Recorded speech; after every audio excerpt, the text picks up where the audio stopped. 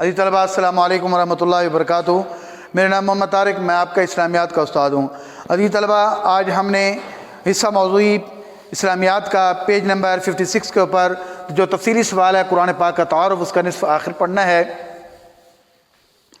اچھا بیٹا، جیسے کہ میں نے گزشتہ لیکچر کے اندر عرض کیا تھا، قرآن پاک جو ہے، قرآن جو ہے لفظ، یہ صفت مبالغہ کا صیغہ ہے عربی زبان کا۔ اس کا ماخذ ہے اقرا، قرأ سے، یعنی بار بار پڑھی جانے والی کتاب۔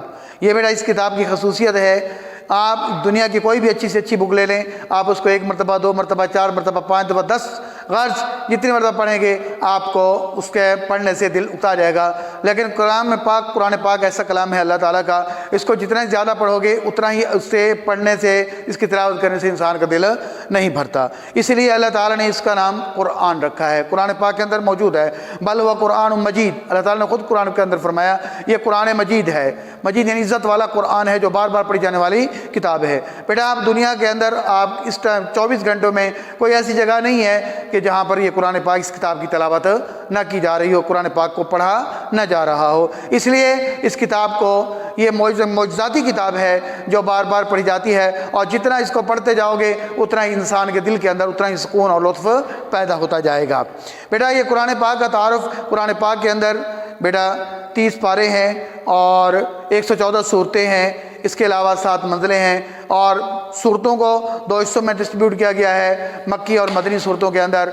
13 سالہ مکی دور ہے، اس کے اندر نازل ہونے والی صورتیں ان کو مکی صورتیں کہا جاتا ہے۔ ہجرت کے بعد جو مدینہ منورہ یا کسی اور مقام پر نازل کی گئیں ان تمام صورتوں کو مدنی صورتیں کہا جاتا ہے۔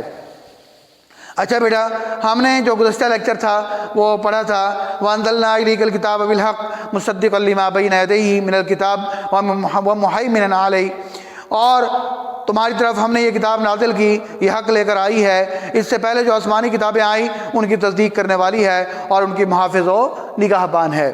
تو مہیمن کا ورڈ استعمال ہوا ہے، تو مہیمن کا معنی کیا ہے؟ مہیمن کا معنی ہے بیٹا محافظ اور نگہبان۔ دیکھیں بیٹا، اللہ تعالیٰ نے انسانوں کی ہدایت کے لیے، انسانیت کی رہنمائی کے لیے کم و بیش 1,24,000 انبیاء دنیا میں مبعوث فرمائے، جو انسان کی ہدایت کے لیے، رہنمائی کے لیے اور انسان کو سیدھا راستہ دکھانے کے لیے اللہ تعالیٰ نے اس کائنات کے اندر بھیجے ہیں۔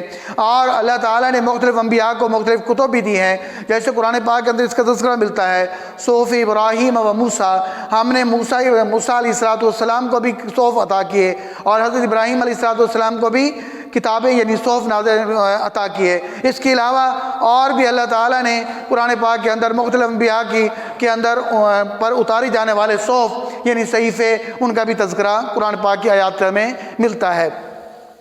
تو بیٹا جتنے بھی انبیاء گزرے ہیں آپ صلی اللہ علیہ وسلم سے قبل، جتنے انبیاء کے اوپر اللہ تعالیٰ نے یہ کتابیں یا صحیفے نازل کی ہیں، تو آج وہ اپنی اصلی حالت میں موجود نہیں ہے، آج وہ اصلی حالت میں موجود نہیں ہے۔ ان کے اندر جو تعلیمات تھیں، جو عقائد تھے، جو احکامات تھے، اس دور کی قوم نے انبیاء کے چلے جانے کے بعد انہوں نے اس کے اندر تبدیلیاں پیدا کر دی تھیں۔ اب وہ تحریف سے کیا ہو چکے تھے؟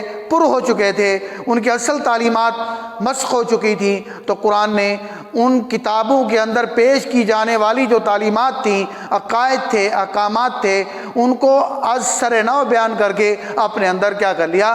محفوظ کر لیا۔ اس لیے قرآن پاک کو اللہ تعالیٰ نے مہیمن کا خطاب دیا ہے۔ یہ کتاب مہیمن ہے، کتاب مہیمن یعنی سابقہ کتابوں کی محافظ اور نگہبان، یعنی سابقہ کتابوں کی حفاظت کرنے والی کتاب۔ تو اب میں نے کوشچن بنایا بیٹا، دیکھیں جہاں سے ہم نے لانگ کوشچن سٹارٹ کرنا ہے۔ قرآن مجید کو پچھلی کتابوں کے لیے مہیمن کہنے کا کیا مطلب ہے؟ تو دیکھیں بیٹا، قرآن مجید کو پچھلی کتابوں کے لیے مہیمن کہنے کا مطلب یہ ہے کہ ان کتابوں میں جو تعلیمات اور عقائد اپنی اصلی حالت میں موجود محفوظ نہیں رہ سکے تھے، قرآن مجید نے ان کو اپنے اندر از سر نو یعنی نئے سرے سے، نئے طریقے سے اپنے اندر محفوظ کر کے، یعنی اپنے اندر بیان کر کے ان کو کیا کر دیا؟ قیامت تک کے لوگوں کے لیے محفوظ کر دیا۔ اس کی وجہ یہ تھی، ایک ریزن یہ تھی کہ کل قیامت کے دن ہم نے اللہ کے حضور پیش ہونا ہے۔ اللہ تعالیٰ فرمائے گا کہ میں نے تمہاری طرف انبیاء بھیجے تھے، میں نے تمہاری طرف کتابیں بھیجی تھی، ان کے اندر میں نے عقائد اور عبادات اور احکامات کو تمہارے لیے نازل کیا تھا اور میں نے بھیجا تھا، تو وہ کہیں گے یا اللہ ہمارے پاس تو کوئی کتاب نہیں آئی، نہ ہی ہمارے پاس کوئی عقائد آئے تھے، ہم نے اپنے بڑوں کو اس طرح کرتے دیکھا، ہم نے اپنے سرداروں کو اس طرح کرتے دیکھا۔ تو اللہ تعالیٰ فرمائے گا لاؤ قرآن پاک کو، قرآن پاک کو لایا جائے گا، اور اس کے اندر جو ان کی کتابوں کی تعلیمات اور عقائد اور احکامات موجود ہوں گے، اللہ تعالیٰ ان کے سامنے پیش کر دے گا، یہ تمہارے اندر عقائد ہیں، یہ تمہاری کتابوں کے اندر یہ عقائد پیش کیے گئے تھے، تم نے خود ہی ان کے اندر تعریف کر دی تھی، ان کو مسخ کر دیا تھا، یعنی جو بات تمہیں پسند آئی اس کو اپنا لیا، اور جو بات تمہیں پسند نہ آئی تم نے ان کو کیا کر دیا، چھوڑ دیا، وہاں اس کے اندر کیا کر دی، تبدیلی کر دی۔ اس کی ایک مثال ہمیں حدیث مبارکہ سے بھی ملتی ہے۔ حضرت یعنی آپ صلی اللہ علیہ وسلم کے دور کے اندر کسی یہودی اور عیسائی کا آپس میں کوئی تنازع ہوا، قتل کا سلسلہ یا اس طرح کا کوئی تنازع پیش آیا، تو وہ آپس میں وہ تورات لے آیا یا انجیل لے آئے، اب انہوں نے آپس میں تصفیہ کر رہے ہیں، وہ کہتے ہیں کہ ہماری تورات کے اندر یہ حکم نہیں ہے، اس کے اندر وہ کہتے ہیں ہماری انجیل کے اندر یہ حکم نہیں ہے، یہ حکم موجود ہے۔ تو وہ دونوں فیصل بن کر آپ صلی اللہ علیہ وسلم کے پاس آئے، تو آپ صلی اللہ علیہ وسلم نے فرمایا کہ اس کی جو اس ٹائم صحابہ کرام پڑھے لکھے تھے ان کے سامنے کہا اس کی ان کو ذرا پڑھ کے دکھاؤ۔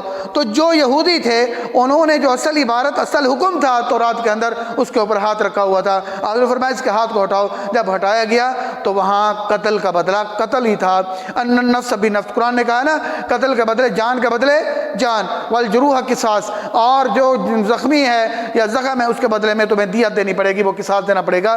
تو ان النفس بالنفس، تو اللہ تعالیٰ نے سابقہ کتابوں کے اندر بھی جان کے بدلے جان، اگر کوئی شخص کسی کو ناحق قتل کرتا ہے اس کے بدلے میں اس کو ناحق یعنی اس کے خون کے بدلے میں اس کو کیا کر دیا جائے گا، قتل کر دیا جائے گا۔ تو یہ آلریڈی حکم چلا آ رہا ہے، تو کچھ لوگوں نے مطلب پرست لوگوں نے ان احکامات کے اندر کیا کر دی ہے، تبدیلی کر دی ہے، اس رول کو جو قرآن میں اللہ تعالیٰ نے یعنی سابقہ کتابوں کے اندر بیان کیا ہے ان کو انہوں نے چینج کر دیے ہیں۔ تو دیکھیں تو قرآن نے ان سابقہ کتب کے اندر جو پیش کی جانے والی تعلیمات تھی ان کو اثر نو بیان کر کے اپنے اندر کیا کر دیا ہے، محفوظ کر دیا ہے، اس لیے اس کو کتاب مہیمن کہا جاتا ہے۔ یہی وجہ ہے قرآن تعلیمات پر پورے اطمینان سے ہر زمانے میں عمل کیا جا سکتا ہے۔ اب آتے ہیں بیٹا کوشچن نمبر 2 کی طرف۔ قرآن کریم زندگی کے کن پہلوں، انسانی زندگی کے کن پہلوں کی رہنمائی کرتا ہے؟ کوشچن نمبر 2 کی طرف آتے ہیں۔ دیکھیں بیٹا قرآن پاک انسانی زندگی کے تمام پہلوں کے متعلق رہنمائی کرتا ہے، اس میں انسانی زندگی کی حقیقت، خیر و شر، حلال و حرام، اخلاق و تعلیمات، غیر زندگی کے ہر پہلو کے متعلق قرآن پاک کے اندر رہنمائی موجود ہے۔ یہاں تک بیٹا کوشچن نمبر 2 کا آنسر ہے۔ اب آتے ہیں ہم کوشچن نمبر 3 کی طرف کہ قرآن کریم انسانی رویوں کے بارے میں جامع تعلیمات پیش کرتا ہے یا جامع تعلیم پیش کرتا ہے۔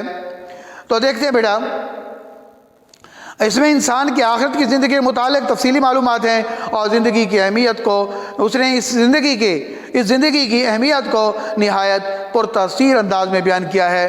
قرآن پاک انسانی زندگی، انسان کی انفرادی زندگی اور اجتماعی اور معاشرتی حقوق و فرائض اور اس کے معاشی اقتصادی امور کے متعلق بنیادی ہدایات اور سیاسی اور بین الاقوامی معاملات اور اخلاقی رویوں کے بارے میں جامع تعلیمات پیش کرتا ہے۔ اب آتے ہیں ہم لاسٹ کوشچن کی طرف۔ قرآن کریم انسانی زندگی کے پہلوں کے بارے میں معلومات یعنی تعلیمات فراہم کرتا ہے۔